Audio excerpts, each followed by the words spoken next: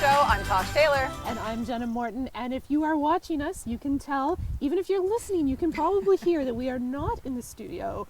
We are outside a tiny house that we are going to tell you all about today.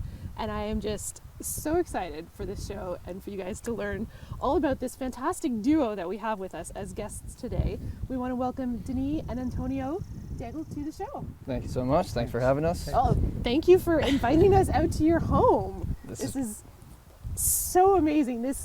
Tell everyone about this tiny home that is behind us. Well, it's a dream come true. The fact that my dad was able to show me how to use my hands to actually build something. I'm a software developer, so I build everything in my mind in the computer virtually, and I had never actually done a project like this. My dad, my whole family, they've built their homes, and now is the time to actually put this to use. So the whole plan of what do you do? I ended up being a bachelor at this season of my life. So I was like, how do you restart your life? Got rid of all my stuff. Then starting clean was like, what is that one thing I always wanted to do? Was to be by the water in a place where I grew up as a child. This land was my grandparents, my aunts and uncles had cottages everywhere. And I was like, I cannot wait to retire, build a little cottage here. So it was always in the back of my mind. And then as time moved on, I was looking at going on mission trips and seeing how people really were happy with so much less and building their homes with their hands. So that was another reason why I wanted to try this. The tiny home movement just had started. And I was like, this is great. So we can do something. And then I turned to my dad and say, hey, I have no idea what I'm doing. Because I'd learned and I'd heard that every tiny home has a dad behind it or a father figure. So this was like, Dad, if I was to do this, would it be all right? And he said, son, like, what is the one place that you could really put your roots down? And I said, well, I grew up bonfires, kicked the can, and just having a good time with my aunts and uncles and cousins. So this was the place to do it. And being so close to the water, there's no way that you can put a foundation here or dig a well or everything else. So as I was researching tiny homes, putting it on wheels so we can wheel this out if anything happens, but just with that constraint of a small footprint, focusing on the view, I guarantee you this is probably the most unique design because it's not designed to go on the road. It's designed to look at that view. So we'll probably have a chance to show everybody about it. And to stay, Yes. yeah. So what went through your mind when he first said, yeah, I want your help to build this tiny little house? Actually, I was waiting for that for so long. There you go. I just happened to go through stage 4 cancer, and that really triggered me because I had that dream, and I was just waiting. I was just waiting, and I was so glad that he answered the question. Thank you, Lord. Yeah. Thank you, Lord, for sure. And it's been a blast. It's been a blast, and this is a dream to have a son that lives next to you. This is, by all means, the best thing, and we had a blast actually building it. I think I learned more because it took 3 years to build. We decided to just do weekends, putting in the money that we could. And that gave us time because then he would say, let's try it this way. And then I would say, well, what about this? And then we'd not do anything for a week, work on something else. And then we'd be like, oh, we can do that. And then just learning from him, not only how to use tools and put all the techniques, but just the thinking that went behind it to let it evolve. The same way how he builds homes is actually similar to how I build software, because you start, you see how it works, you see what's missing, you fix it, you add more components to it, and then with time, it just ends up being the decisions you've made, the right ones, and it feels good because you've built it. And clearly, this is a home of memories that every day I wake up and I'm just so blessed that this has been done between the two of us. Friends, family have helped, but it's made with these hands. And you can't put a price. You can't on put a price home. on that. No. So we can't sell it. We're not going to sell it. But I could see how other people, if they're looking to downsize, looking at tiny homes, I'm trying to live by example, eating plant-based so that it's better sustainable for the planet, living in less, doing with less, but it's such a richer life. The memories that you make, you fill it with just stuff that you like, things that you enjoy, and then being able to sit down and really, do those little things, play chess or listen to records or have my guitar up on the wall. So all of those things kind of add to the pleasure of it. But even just the fact of, if you're looking to get into tiny homes, looking to build smaller, I would highly recommend to build it yourself or get involved in the planning process. If it's a builder, go there, feel things out. There was supposed to be a door here and it just wasn't working. And if I wouldn't have been there to feel it, it would have just been built. And then I would have lived in kind of, it's a shame that we didn't change that. But the fact that we took our time, we could talk about it, make it happen. There was a window that was just a bit off. And I said, let's live with that. And my dad was like, no, let's rip it out and put it exactly where it needs to go. So that's like, you're looking at thousands of these little decisions that you end up living in your art, in your craft. So it's it's craftsmanship that I learned, and so much more from my dad. And putting that all on video and YouTube and all of that, hopefully other people can learn. And even from it. though that it seemed to be small, this is not a house, this is a home. So all these details that comes into play really construct a home that you can stay there for a long time. Yeah. Which is a bit different from a camper, because people will walk in here and they'll either say, this is the size of a camper, why not just get a camper? Well, to anybody watching, I'm sure that you can realize the difference between something that was manufactured and something that's made with your hands and so you solid. must have heard that today. Yeah, so many people, but as soon as they walk in, they go like, whoa, okay, this is much different. Yeah. And I guess that's the thing I want to show people, is that something this small, you're not losing anything, you're gaining so much. So again, getting involved, building it yourself, or just being involved in the process, making these memories, you get to really feel it. It's a home. It's something that you've made. And then the memories that you make, cooking food, and so you don't have to have a little tiny kitchenette. Like, it's a full-size kitchen. Yeah, he's got a massive, massive space in there. And like in terms of the footprint, this would be smaller than my kitchen. It feels bigger than mine. Like the same thing, like you walk into the washroom and you're like, oh yeah, if I were to measure this out, it's small. Standing in it, nothing about it feels tiny. And it does feel like a home. It's not just, oh yeah, this would be a nice showroom. No, you can tell that this is just a place that is filled with so much. Little memories here and there. And also, you were talking about the space. I mean, this home sits on a 24 by 8.5 foot trailer, because that's 8.5 to be able to put it on the road. 24 because I wanted something manageable. We borrowed a couple of feet on the front just for a bigger bathroom. 1.5 feet actually. But there are 14 doors and windows. Oh wow. Which is unreal.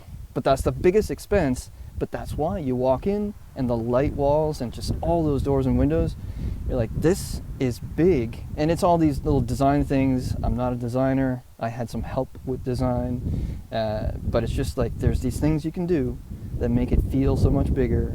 The bed, the fact that you can push it to the ceiling, the fact that everything is retractable, the table is hidden inside of the counter, just the shower, it's in a sheep trough that you can just put the curtains but then pull them out. So all these little things that are hidden, and you have to engineer it, and you got to think about it, and it's all, I mean, a lot of it is on YouTube, but it's all these little things added together make it feel the way it feels. So it truly is a masterpiece, and I have so much to thank for this guy. And now we're thinking, what could be next? Yeah. So clearly, there's always something to evolve, but my hope and wish is that everybody could at least see one, experience it. I'd love to build tiny homes to rent so people can go and experience that, and maybe decide to put one on a piece of land that they can't put a house on, but they have such a nice view here in the Maritimes. We're full of them. And how do you build a cottage or put a camper? But if you can build something that you really love, that's custom, you can make it that little small home, Airbnb, rent those out. So, maybe it's the government going to a farmer that nobody wants to farm, but says, listen, let's lease this piece of land for 100 years, and we'll service it and make it ready for tiny homes so you can have a small tiny home community. The fact that my parents are my neighbors teaches me what it is to have multi-generational neighbors and that community. Like, it's just such a richness we've lost. Everybody, you know, alone in their big homes, to something that's just full of memory, because when you have a small home, you have to focus on the outside, you know. The richness of your relationships mean more. You're not looking after your stuff. Adventures, so like stuff you can do around your tiny home. So that focus needs to be there. And clearly, I'm a bachelor, so it's maybe easy to have the one room. But I've spoken to people who have tiny homes who have said, Denis, you really at least need a wall, a door, a second room. And I'm thinking you could have like a buddy pod. So Yes. this other little tiny house on a trailer that's just for a guest room or a guest office, or somewhere where if you're two people working from home, one person can go in the other. So like there's things you can do to live as a couple with a small child, or if it's a stage of life, to then go for a bigger home. But it's not, you're not dealing with less, and it's not a lesser life. It's a richness that you, like, this is the best home I've ever lived in. It's the nicest home. It's like luxury glamping, but 365 that we made with our hands. So all of those points, I mean, maybe have a lot to say, but That's okay. It's- That's why Yeah. we invited you on the show, Yeah. because we know how much you love it's a not passion. just the physical house, but the process that you went Yeah. through Yeah. to get here. Yeah. Is just inspiring and fascinating, and so wonderful to have people hear what it was like for the two of you to work on this together. Yeah, so I wish that everybody can get involved and have somebody that to work on this with, either a dad or even a mom who wants to get involved, or you know anybody. In between. Yeah. Because it's an opportunity that you have, so you take it and you go for it.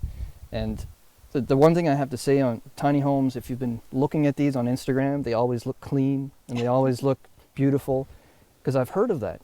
Builders will build tiny homes, but nobody actually lives in them. So I also wanted to live by example and show, like, well, you saw it today. I just tidied up, took me 5 minutes to tidy, but you have to keep it clean because it's so small, everything piles up. So then you just get into the habit, and it looks like you would see it. So if you see my pictures on Instagram or YouTube, you come in here and it's just what you see, but it's the feel. You walked in and you're like, I don't get that from the videos. I'm like, exactly. When you walk in, you're going to be like, this is what it can be all year long. A fire, wood fire going.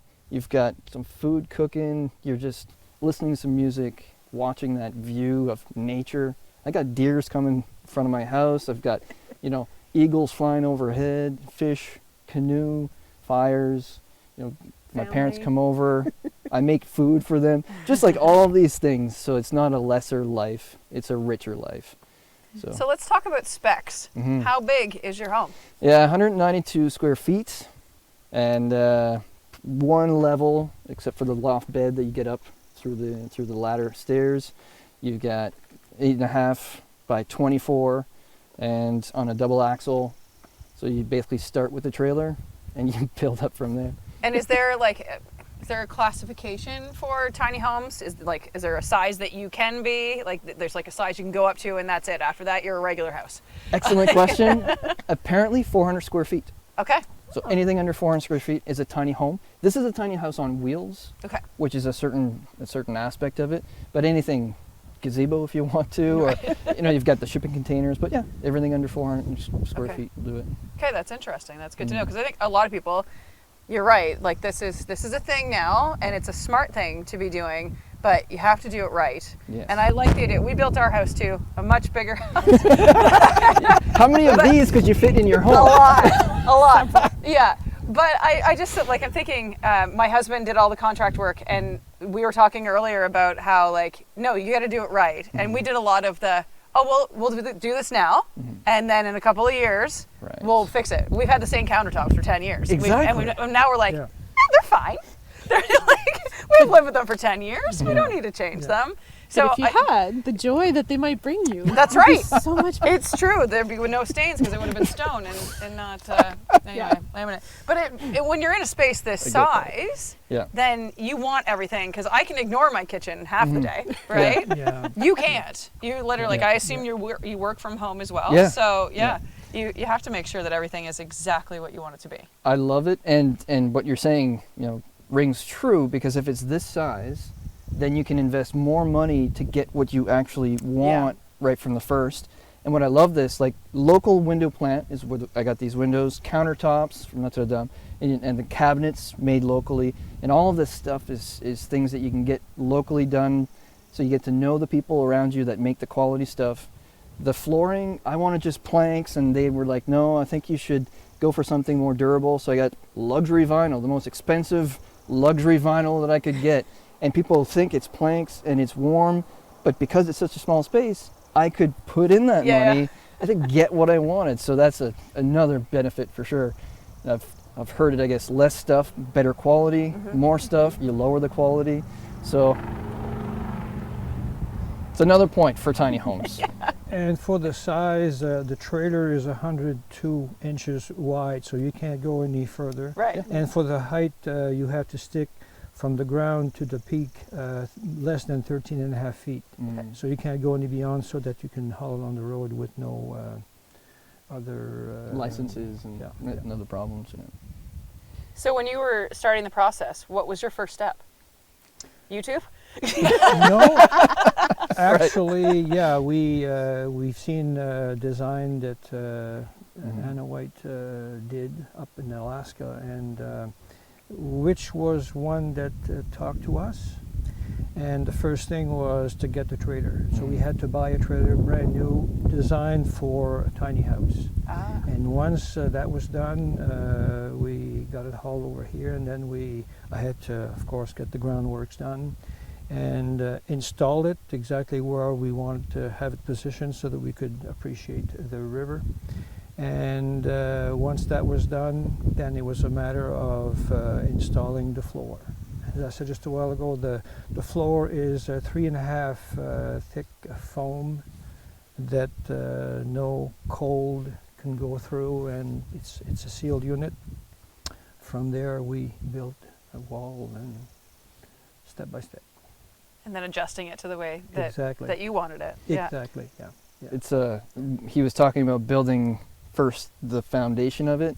So having the experience that he has with little critters and campers, and how all of a sudden you see animals in your Nice. camper. Yeah. So this, because it's so close to the water, I made the decision that I didn't want any pipes in the ground. So I've got a compost toilet that I can take out, uses peat moss, so you can throw that out actually in the green. And also the water, I've got water tanks, so I bring my water in, and a gray water to pump it out. But always, whatever I bring in, I take out. So there's no holes in the foundations. There's no ways for mice or anything to be able to poke through. It's just steel, and it's solid, so you can take that fear out, which was important. And also underneath, there's always on trailer like a frame, and the bees are creating nests, and there's always a problem. So what we did is we put roll of aluminum underneath, so it's attached, so everything's sealed. So if you look underneath, then you can see it's clean, so nothing can.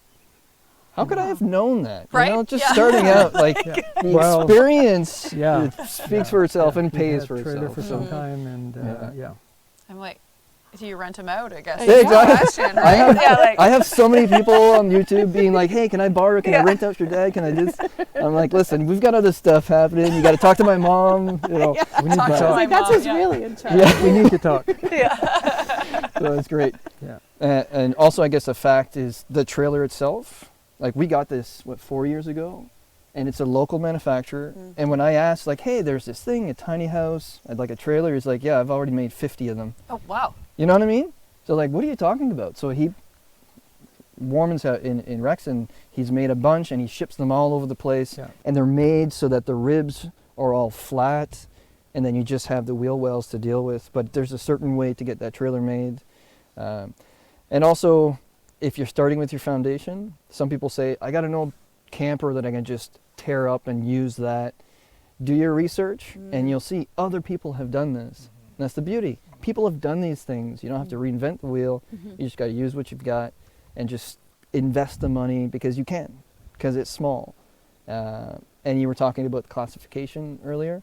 This is insured as a travel trailer. Okay. So they're fine with it. Yeah. And that's why I wanted to put everything on video so people can see the fire, the stove and everything else. So it's not a problem for anybody to say, actually, this is legit. I can see how it's built, how it's made. You can't really go to code for a lot of things because everything is custom. You don't have the space. But then when you get to really think about it, it's insurable if you do things right, and you can put it where you want to. And to run it, I mean, people have asked me off-grid or not. Looking at off-grid, you'll see that any off-grid system, you need a secondary system. So my parents, actually I'm paying for the utilities, so I was going to say that they are very generous, but it's just like, for now, as low as you can live so that you're not using a lot of power, that I could switch, or I could have a generator, but just like running on propane for the stove, wood stove, and the water just on 12 volts, so you can really live with low power consumption, that you could switch to solar if I wanted to. I just don't need to. And then we can get into the conversation of how to do all of that, but it's an option for the future. The beauty with a tiny house like this, let's say you change jobs. Well, this is a long-term investment. You haul this thing wherever you're working. Yeah. So I mean, you can't lose.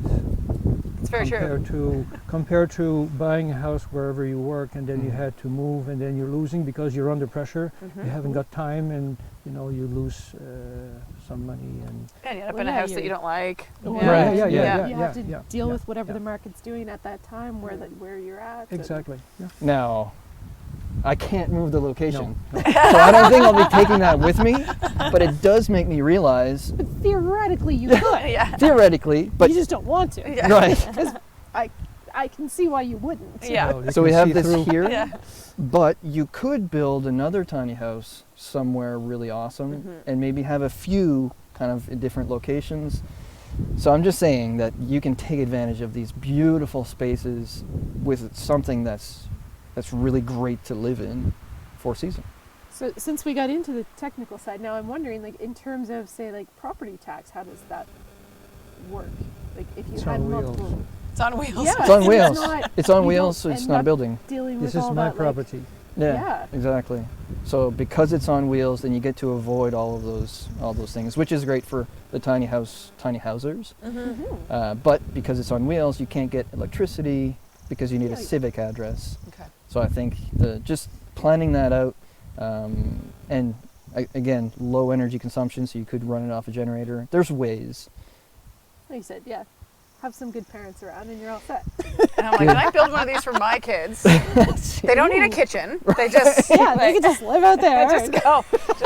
Exactly. Or for me, so I can get away. Yes. That makes far more sense. That makes far more sense. Yes. love We do it. have to wrap things up though, guys. So let's talk about how we've mentioned YouTube and how people have asked you about renting your dad. So how are they going to watch your videos and learn more? Yeah, awesome. So I've got a series of videos, the build from the ground up, and the YouTube channel is Tiny Life Takeover, or if you just go Denis Daigle Tiny House, you'll probably find it. And on Instagram, it's more of the tiny house, but I also do the plant-based cooking, so showing people how to cook. Now you Talking really about have language. So there's plenty of ways to find us, but please, and I'm making that just so that in the videos I teach people, I show them what I'm learning as I'm learning, so that they can then do that. So maybe they can have a little piece of my dad's knowledge, but ask questions on there. I mean, I can ask this guy, and it's a pleasure for him.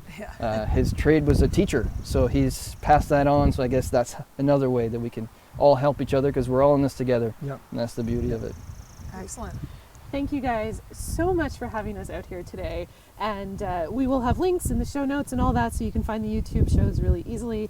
And we'll get a little tour inside as well to share with you. So Awesome. thanks, everyone. We'll see you again next week. Thank you. Thanks so much.